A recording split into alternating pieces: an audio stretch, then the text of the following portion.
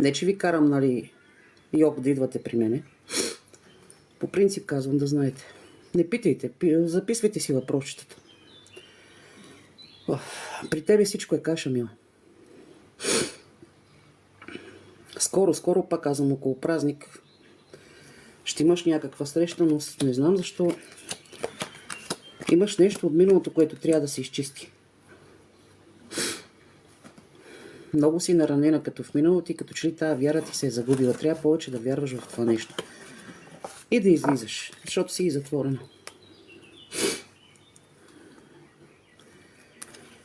Така, чакай сега.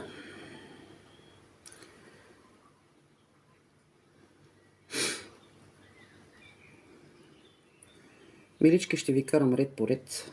На мене може да са по-нагоре коментарите. Стигаме до Ани Трифонова. Ани Трифонова. Не, че ви карам, нали, йог да идвате при мене. По принцип казвам да знаете. Не питайте, записвайте си въпросчетата. При тебе всичко е каша, мила.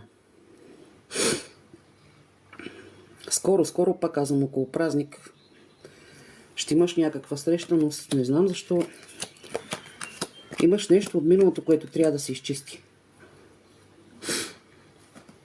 Много си наранена като в миналото и като че ли тази вяра ти се е загубила. Трябва повече да вярваш в това нещо.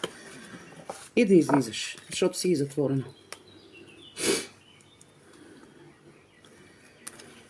Така, чакай сега.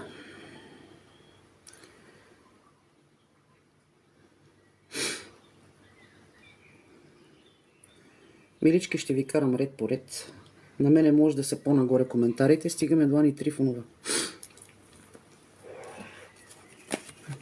Ани Трифонова.